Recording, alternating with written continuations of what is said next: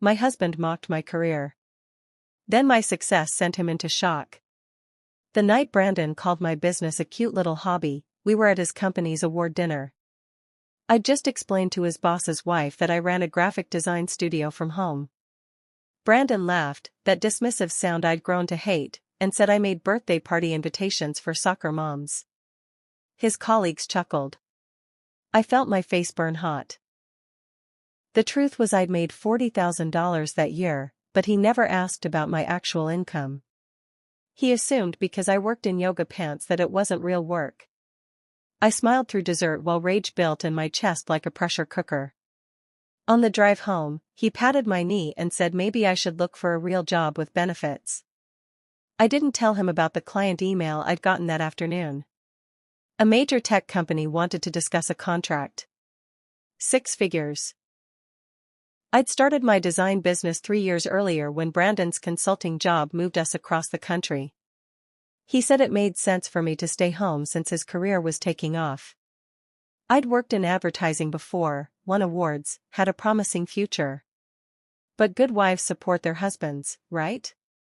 That's what his mother said. So I freelanced from our spare bedroom, taking whatever projects I could find.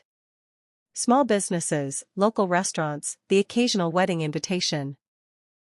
Brandon would walk past my office and ruffle my hair like I was a child playing pretend. Ask when dinner would be ready. I told myself it didn't bother me. That supporting his success was enough. But every dismissive comment carved something away from me. Every time he introduced me as his wife who does some design stuff on the side, I felt smaller. The tech company was called Vertex Systems. They'd found my portfolio online and loved my minimalist style. The creative director, Maya, called me the morning after that awful dinner. She said they were rebranding completely and wanted fresh perspective. Asked if I could fly to Seattle next week for meetings. My hand shook as I scheduled it. This was huge. The kind of opportunity that could change everything. When Brandon got home, I told him I had a business trip. He looked confused, then amused. A business trip for what? Party invitations? I kept my voice steady and said a potential client wanted to meet in person. He shrugged and said sure, just make sure someone could watch our dog. That was it. No questions about the client or what the project might be. He genuinely didn't care. Seattle was rainy and beautiful. Vertex's offices took up 3 floors of a downtown building with views of the water. Maya met me in the lobby, warm and energetic. She introduced me to their team, and we spent 4 hours discussing vision and possibilities. They wanted everything. Logo redesign, website overhaul, marketing materials, app interface. The timeline was 6 months. Maya asked my rate, and I gave her a number that seemed impossibly high. She didn't blink. Just said they'd have contracts ready by Monday. I walked out of there floating. Called my best friend Lisa from the airport and cried happy tears. She screamed so loud people stared. Asked if I'd told Brandon yet. I said no. I wanted to see the contract first, make sure it was real. Make sure I wasn't dreaming this whole thing. The contract arrived via email on Tuesday morning. $200,000 for 6 months of work, with potential for ongoing projects after. I read it 5 times. Had Lisa read it? Had a lawyer friend read it? Everyone said the same thing. Sign it immediately. This was legitimate and incredible. I signed with hands that wouldn't stop trembling. My cute little hobby had just become a 6-figure career. That night at dinner, Brandon complained about his difficult boss and asked what I'd done all day. I almost told him. The words were right there. But something stopped me. Maybe it was how he'd never once asked to see my work. Or how he'd laughed at that dinner party. I heard myself say I'd worked on some projects, nothing special. He nodded without really listening, scrolling through his phone. The work was intense and amazing. Maya and I video called twice a week. Her team treated me like a professional, respected my ideas, implemented my suggestions. I worked longer hours than ever before but loved every minute. Brandon noticed I was busier but assumed I'd taken on more small projects to stay occupied. He started complaining that the house wasn't as clean, that I seemed distracted during dinner. I bit my tongue and said I'd try harder to balance things. The irony wasn't lost on me. I was pulling in more money than I ever had, doing the most important work of my career, and he thought I needed to focus more on housework. I stopped trying to tell him about my day.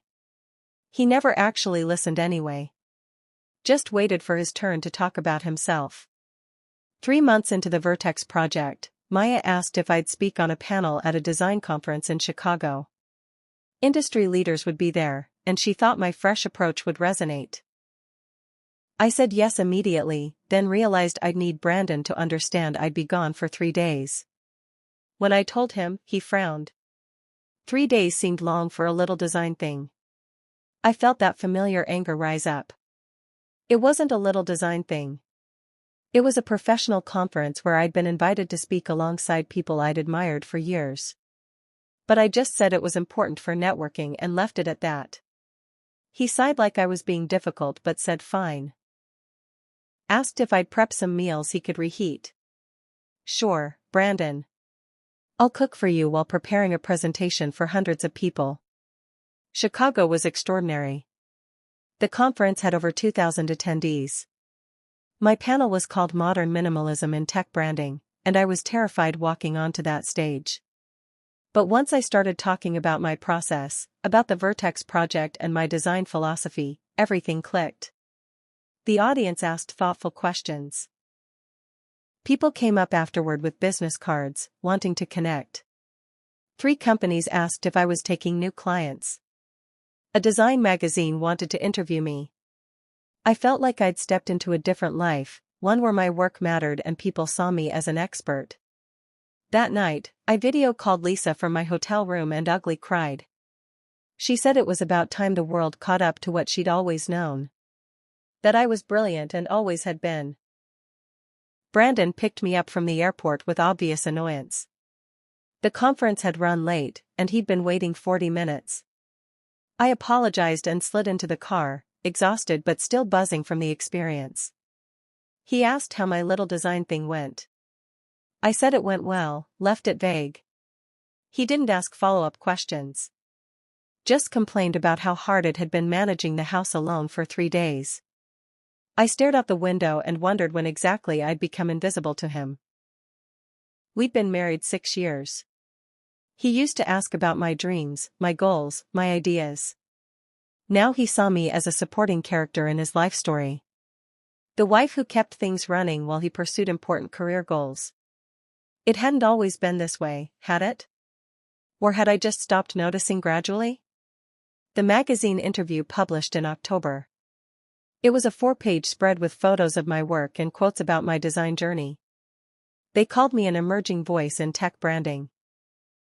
The article went live online first, and my phone exploded with notifications. Old colleagues from my advertising days reached out congratulating me. Design studios asked if I was interested in collaborating. Maya texted saying Vertex was thrilled with the publicity. I kept refreshing the article, reading it over and over, making sure it was real. That night, I left the magazine open on the kitchen counter. Brandon walked past it 3 times making dinner. Didn't glance at it once. I finally asked if he wanted to see something I'd been working on. He said sure, maybe later, and turned on the television. By November, I had a waiting list of clients. Companies willing to pay premium rates for my work. I raised my prices and people still said yes. I hired 2 contractors to help with overflow projects, designers I'd met through the conference. We worked remotely, had video meetings, built something that felt like a real team. My income had tripled what Brandon made, though he still had no idea. I'd opened a separate bank account for my business income, something I should have done years ago. Looking at that balance felt surreal. I'd done this myself. Built something valuable through skill and persistence. Every condescending comment from Brandon had been wrong. I wasn't playing at business. I was better at it than he'd ever been at his corporate job. That realization changed something fundamental inside me. Christmas came with Brandon's family gathering at his parents' house.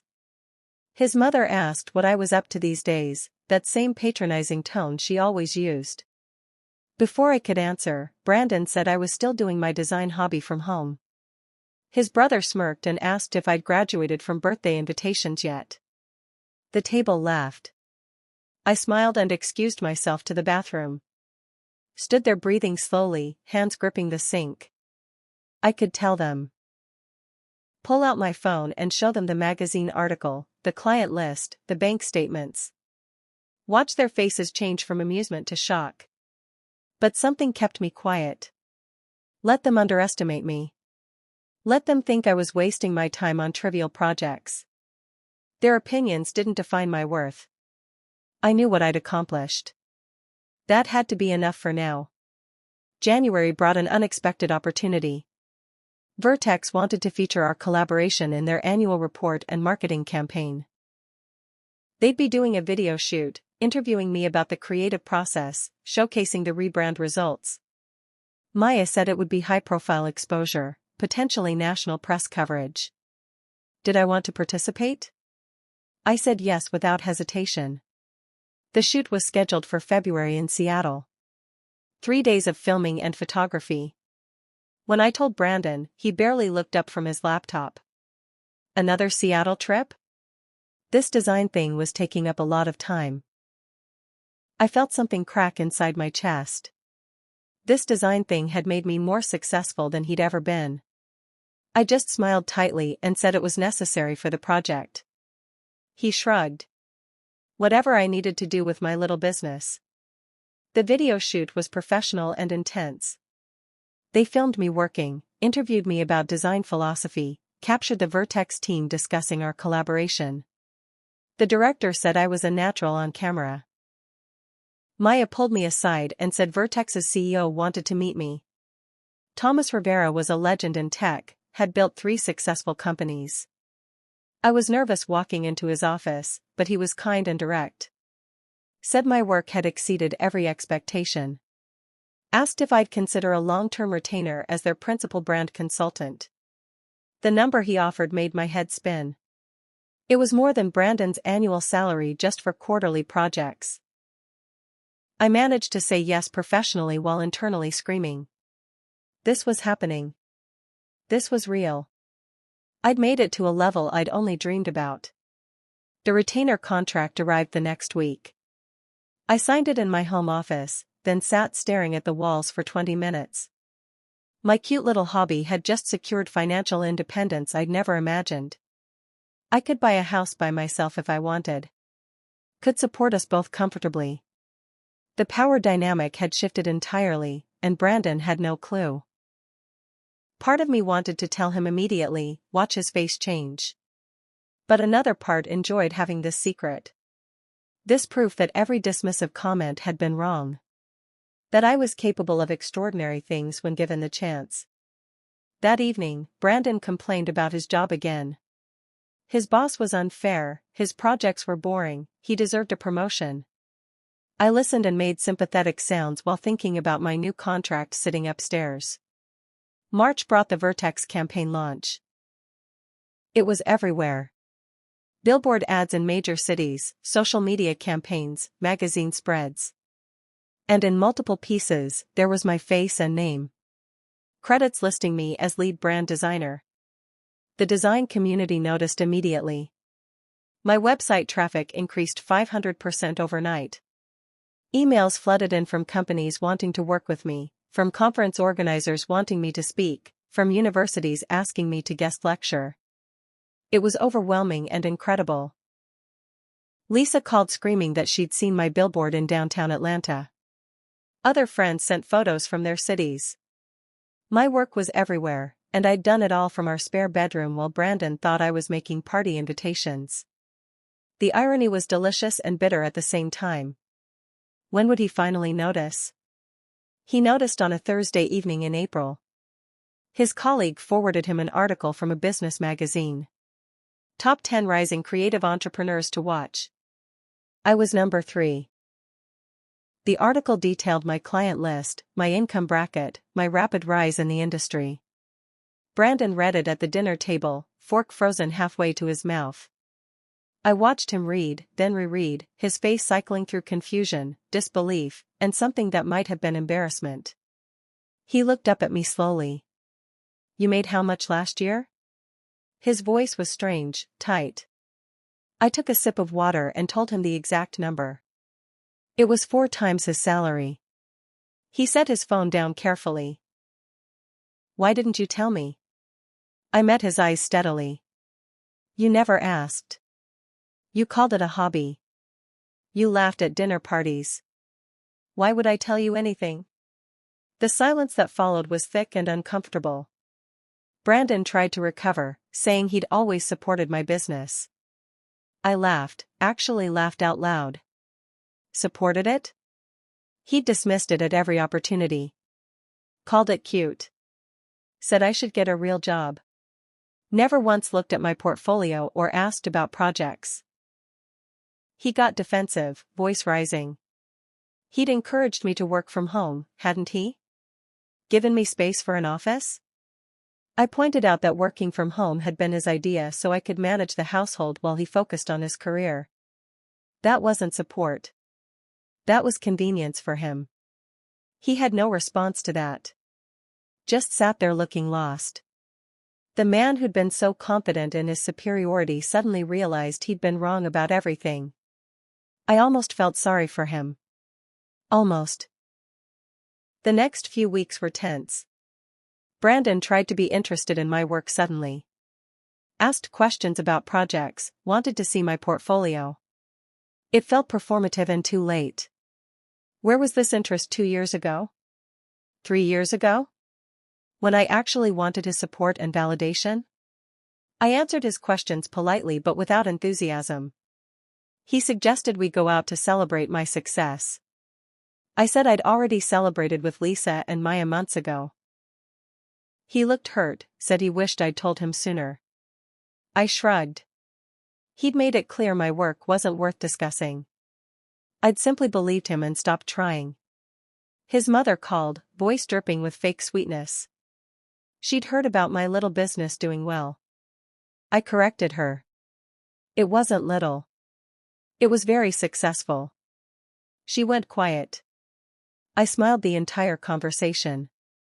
Brandon's behavior shifted dramatically. Suddenly he wanted to attend industry events with me. Mentioned my career in conversations with friends. Told his parents I was some big-shot designer now. It was embarrassing how transparent he was. He'd ignored and belittled my work for years, and now that it was undeniably successful, he wanted to bask in reflected glory. I declined most of his attempts to insert himself into my professional life. These were my accomplishments, my connections, my reputation. He hadn't been there for the hard parts, the rejection, the long nights building something from nothing. He didn't get to show up for the victory lap. His hurt feelings weren't my problem. I'd learned to stop making myself smaller for his comfort. That version of me was gone for good. A production company reached out about a documentary series on entrepreneurs. They wanted to feature my story, the journey from spare bedroom to national recognition. I agreed immediately. The film crew came to our house, interviewed me in my office, captured me working. They asked about challenges I'd faced. I was honest. Talked about moving for my husband's career. About being dismissed by people who should have supported me. About using doubt as motivation. Brandon watched the interview from the doorway. His face was unreadable. Afterward, the director said my story would resonate with a lot of people. Especially women who'd been underestimated. I thought about all those dinner parties, all those condescending comments, all that time I'd stayed silent. This was better than screaming. This was proof. The documentary aired in September. My episode was titled From Invisible to Invaluable, and the response was immediate.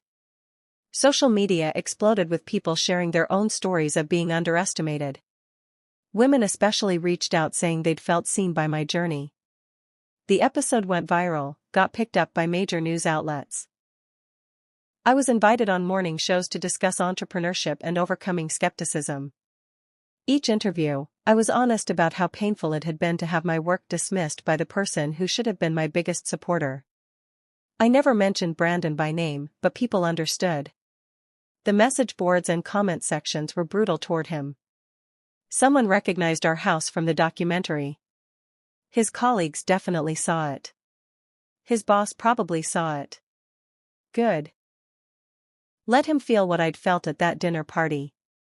Brandon suggested marriage counseling in October. Said we'd grown apart and needed to work on communication. I almost laughed. Now he wanted to communicate? After years of not listening? I agreed anyway, curious what he'd say with a witness present. The therapist was kind and professional. Asked us both to share our perspectives. Brandon talked about feeling shut out of my success, not understanding when things had changed between us. I waited until he finished, then calmly explained years of dismissal and condescension. Gave specific examples. The dinner party. The hobby comments. The request to prep his meals before Chicago. The way he'd walked past my magazine spread 3 times without looking. The therapist's expression shifted as I talked. She asked Brandon if he understood how his behavior had affected me. He said he'd just been joking around. Guys tease each other like that. I moved out in November. Found a beautiful apartment downtown with space for a proper office. Brandon was shocked, said he thought counseling was helping. I told him honestly that I'd outgrown our marriage. I'd become someone new over the past 2 years, someone strong and successful and unwilling to accept being diminished. He hadn't grown at all. He was the same man who'd laughed at dinner parties and called my career a hobby. I didn't want to be married to that person anymore. Maybe I never should have been. He cried, said he'd change. But I was done waiting for him to see my value. I saw it myself now. That was enough. The divorce papers were filed before Christmas. My lawyer said it would be straightforward. We'd both keep what we'd earned. That suited me perfectly. I'd earned everything I had now. 1 year later, I stood in my new office building. I'd expanded beyond freelancing into a full design agency with 12 employees. We occupied an entire floor downtown with windows overlooking the city. My name was on the door, on the website, on award certificates covering the walls. Fortune 500 companies called me directly. Universities invited me to lecture. I'd been featured in 3 more documentaries and written a book about building a creative business. The girl who'd worked from a spare bedroom while her husband mocked her dreams felt like another person entirely. Brandon sent occasional texts saying he was proud of me, that he'd always known I'd succeed. I never responded. His belief or approval didn't matter anymore. I'd learned the hard way that the only validation I needed was my own. My success hadn't sent him into shock to punish him. It had freed me to become who I was always meant to be. That was the real victory. Not his shock, but my transformation. I'd stopped shrinking myself, started taking up space, and built something extraordinary. The mockery had hurt deeply, but it had also fueled me. Pushed me to prove everyone wrong. To prove to myself that I was capable of more than anyone had imagined. Standing in my corner office, looking at the city stretched below, I smiled. This was just the beginning.